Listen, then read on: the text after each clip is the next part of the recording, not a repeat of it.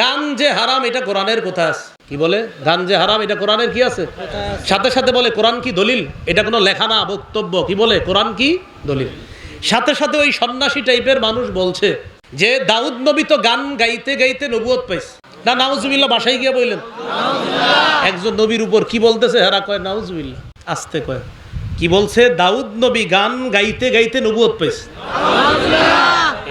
ইদানিং এর ঘটনা, এটা অনেক আগের না, ইদানিং। তাহলে দাউদ নবী উনি নাকি গান গাইতে গাইতে কি পাইছে? নাউজুবিল্লাহ, নবুয়ত পাইছে। অথচ রাসূল সাল্লাল্লাহু আলাইহি সাল্লাম বলেন, সহিহ বুখারীর 5048 নম্বর হাদিস, আবু মুসা আশআরী রাদিয়াল্লাহু তাআলা আনহুর কোরআন তেলাওয়াত শুনে আল্লাহ নবী বললেন, আবু মুসা লাকাদ উতিতা মিজমারাম মিন মাজামিরি আলি দাউদ আলাইহিস সালাতু ওয়াস সালাম। দাউদ নবীকে যেমন অসাধারণ কণ্ঠ দেওয়া হয়েছে, দাউদ নবীর মতো তোমাকেও অসাধারণ কণ্ঠ দেওয়া হয়েছে। সুবহানাল্লাহ। এই কণ্ঠের অনুবাদটা সন্ন্যাসী সাহেব করছে বাদ্য। কণ্ঠের অনুবাদ কি করছে? তাহলে বলেন তো অনুবাদ এখানে কি কণ্ঠ হবে না বাদ্য হবে? কণ্ঠ। বলেন এখানে অনুবাদ কি হবে? মিজমারের অনুবাদ এখানে হবে কণ্ঠ, উনি করছে বাদ্য। দাউদ নবী কণ্ঠ দিয়ে জাবুর কিতাব তেলাওয়াত করতেন, আর আবু মুসা রাদিয়াল্লাহু তাআলা কণ্ঠ দিয়ে কোরআন তেলাওয়াত করতেন। নবী বললেন, আবু মুসা লাকাদ উতিতা মিজমারান মিন মাজামিরি আলি দাউদ। দাউদ নবী যেমন অসাধারণ কণ্ঠে দিয়ে জাবুর কিতাব পড়তেন, তুমিও অসাধারণ কণ্ঠে কোরআন পড়তেছো, যেন তোমাকে দাউদ নবীর মতো অসাধারণ কণ্ঠ দেওয়া হয়েছে। সুবহানাল্লাহ। তাহলে বলেন তো এই হাদিসের অনুবাদে কি বাদ্যযন্ত্র নাকি কণ্ঠ? দাউদ নবী সুন্দর কণ্ঠ দিয়ে কি গান গাইতেন না জাবুর কিতাব পড়তেন? নবীর সাহাবী কণ্ঠ দিয়ে কি গান গাইতেন না কোরআন পড়তেন? কথাগুলো মনে থাকবে তো ইনশাআল্লাহ।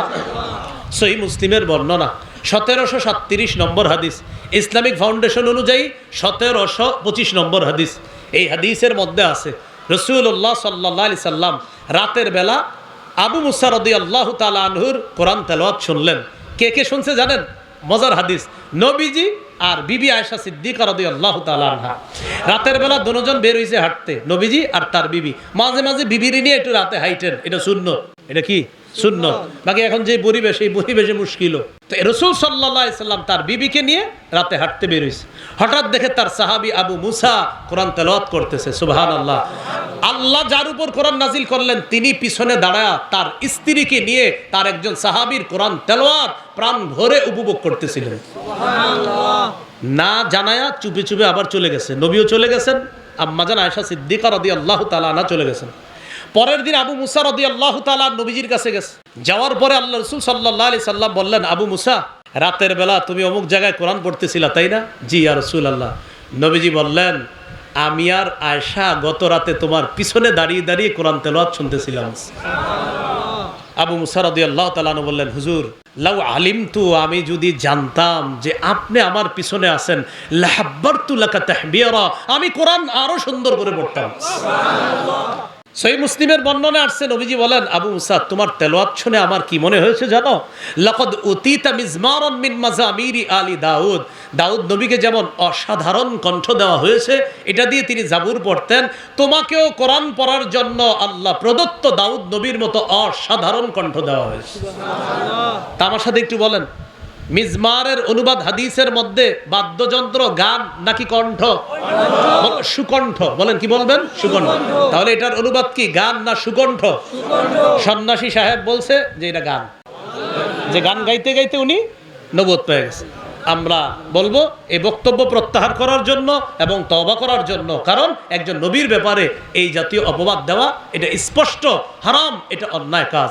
সহিহ বুখারীর 5590 নম্বর হাদিসে আছে, রাসূলুল্লাহ সাল্লাল্লাহু আলাইহি সাল্লাম বলেন, লা ইয়াকুনান্না মিন উম্মতি আকওয়াম, আমার উম্মতের মধ্যে একদল মানুষ হবে, ইস্তাহিল্লুনাল হিররা, যারা জিনাকে হালাল মনে করবে, ওয়াল হারিরা, রেশমের পোশাক হালাল মনে করবে, ওয়াল খামরা, মদ হালাল মনে করবে, ওয়াল মাআজিফা, বাদ্যযন্ত্র হালাল মনে করবে।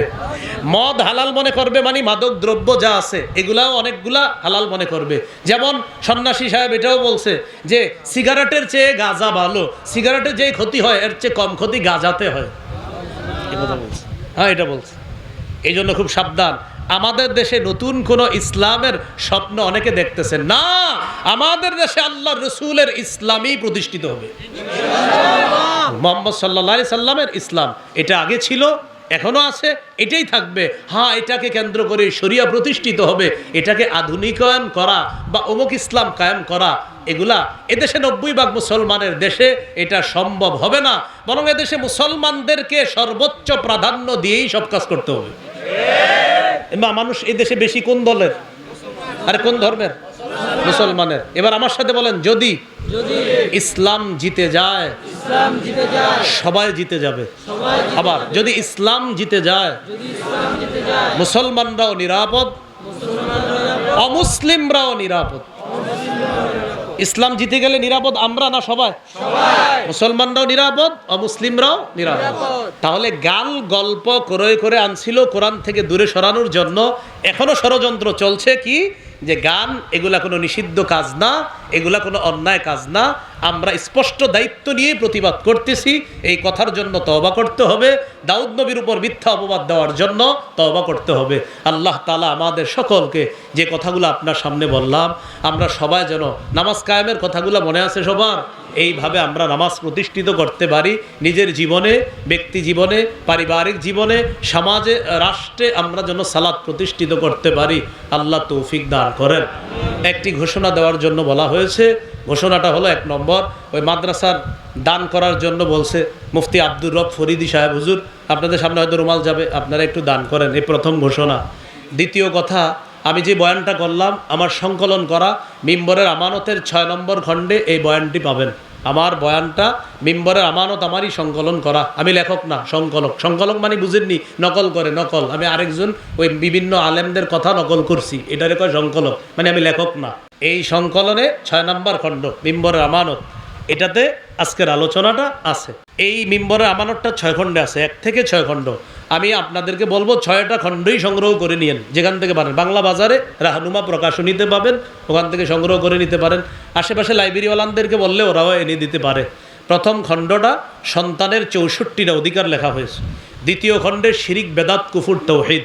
তৃতীয় খণ্ডে হালাল, হারাম এবং সুদ কিভাবে সরানো যাবে এবং বিপরীত কিভাবে ইসলামী অর্থনীতি ব্যবস্থা চালু করা যায়, এ বিষয়ে 3 নম্বর খণ্ডে আলোচনা।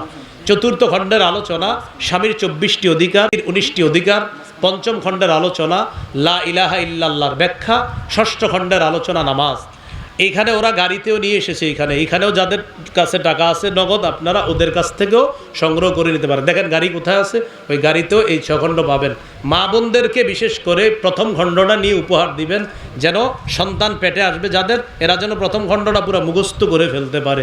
আমরা উঠবো না, সভাপতি সাহেব উনি দোয়া করবেন ইনশাল্লাহ। এরপর আচ্ছা আচ্ছা আচ্ছা, হ্যাঁ ঠিক আছে ঠিক আছে, আমরা বসি আমরা কেউ উঠবো না। আসসালামু আলাইকুম। কেউ উঠবো না, আমাদের সভাপতি সাহেব চলে আসেন, দোয়া হবে 2 মিনিট, আমরা কেউ উঠবো না।